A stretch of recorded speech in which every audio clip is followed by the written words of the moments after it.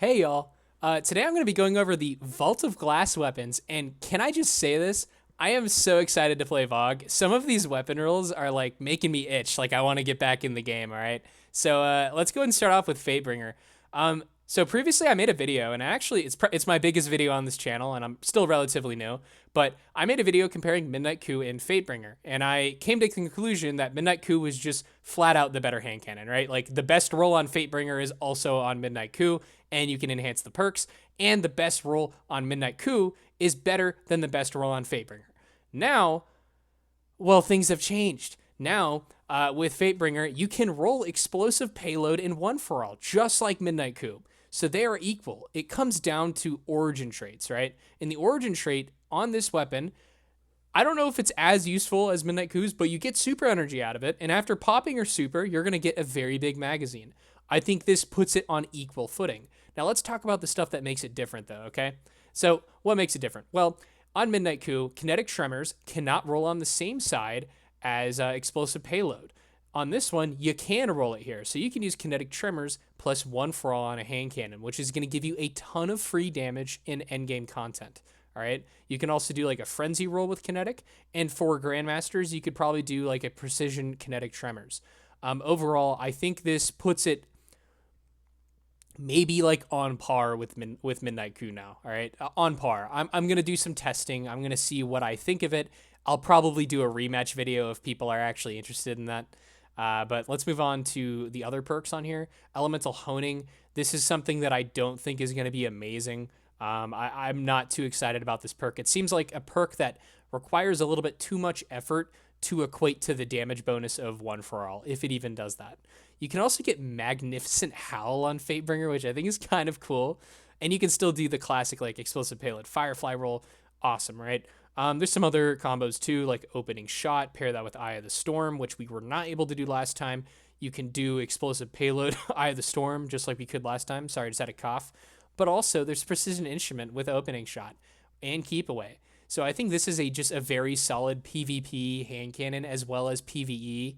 And I'm very curious to see, like, will this hand cannon take back the top slot from Midnight Coup? I don't know. I think for a lot of people it's going to, and I think for some people it's not worth the grind because explosive payload one for all is kind of like the role anyways. We'll just have to see. But overall, I think they did Fatebringer justice by keeping its original perk combination of Firefly explosive payload, Frenzy and explosive payload, while also allowing you to finally have one for all, and kinetic tremors being on a different side than what it's on Midnight Coup. Next up, we have Praedyth's Revenge. Let's be honest, this sniper has direct competition from the Supremacy.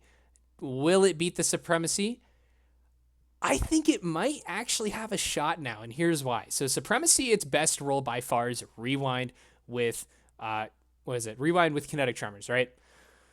This one can't roll that, but it can roll Kinetic Tremors in the same slot as Rewind and Fourth Times the Charm. Now, what does this sniper actually have, though, right? Previously, you could not roll Fourth Times the Charm with a damage buff, and you can roll it now with Precision Instrument and Bait and Switch, two of the best damage buffs in the game for this kind of a weapon. On top of that, you can do Kinetic Tremors with a damage buff. And with something like Darcy being in the game, I think some damage testing is in order between Praedyths and Supremacy and some of the other snipers and seeing how the impact is with Darcy, right? But overall, I think this is a decent sniper. For damage rotations, you can do an Envious Bait and Switch swap. I think that's pretty cool. But overall, I think this is just a great sniper. Perks I would recommend: Rewind, Envious, Kinetic Tremors, and Fourth Time for PvE. In the right column, Bait and Switch, Precision Instrument, probably Bait and Switch and Precision Instrument. Those are the two I'm going to recommend. For PvP, probably No Distractions. Pair that with Opening Shot is your best bet. Overall, though, I would say this is much, much more of like, hey, I want to spray down a boss with this weapon versus Supremacy's ability to easily kind of tap bosses with Kinetic Tremors and Swip Away and reload the mag. Overall, I think this is a good competitor. I think it kind of does what Fatebringer does, right? It doesn't like give new perks, but it sort of like reorganizes where the perks are and gives you that flexibility and options. And both of these weapons, I think, do that great. Here we are. Here we are. Vision of Confluence, and guess what? It happened. Y'all aren't gonna get this, but PJ, it freaking happened. Explosive payload incandescent.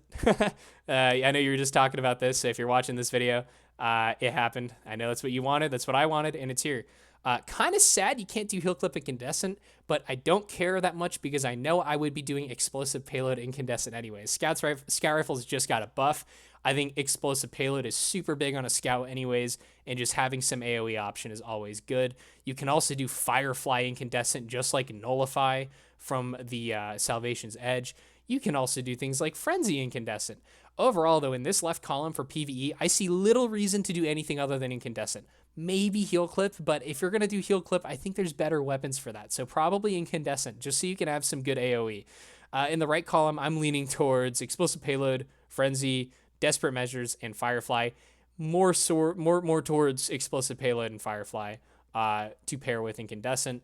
That's what I think for PvE. For PvP though, Zen Moment seems like the obvious choice, but there is also some like damage options like kill clip. I'm not too big on 180 RPM sky rifles for PvP in general, so I think this is more of a PvE option. Next up is Found Verdict.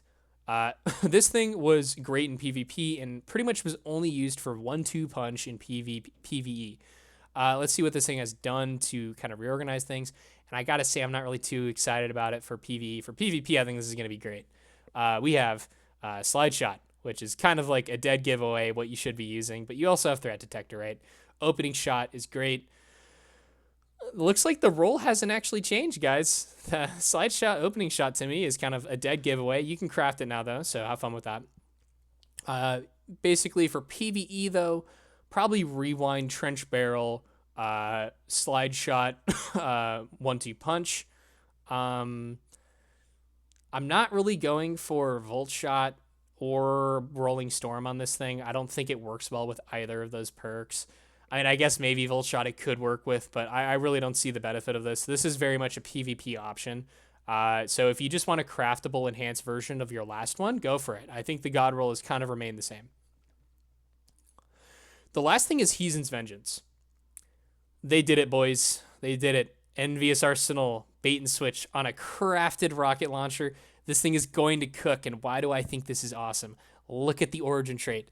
Envious Arsenal bait and switch is a perk combination you use for mainly boss damage, right? This thing, when you pop your super after the super is done casted, right? Like you finish your super animation. Well, you get a larger magazine. What does that mean? Well, you get more shots in the rockets magazine. You could probably dump your rocket really fast during a damage phase due to that. I think this thing is going to be phenomenal. Sure, you can do some cool stuff like cluster bomb lasting impression. You can do things like auto loading explosive light, Envious Arsenal explosive light, bipod. But I think there's a little reason to suggest anything over Envious Arsenal and bait and switch. I could see Envious Arsenal and bipod being an option. I need to see the numbers, but I'm leaning more towards that. Overall, I think the VOG weapons are phenomenal, and I'm really excited to jump into it. Have fun grinding. Hopefully this was very educational. Bungie did a great job on these weapons. See you in Heresy.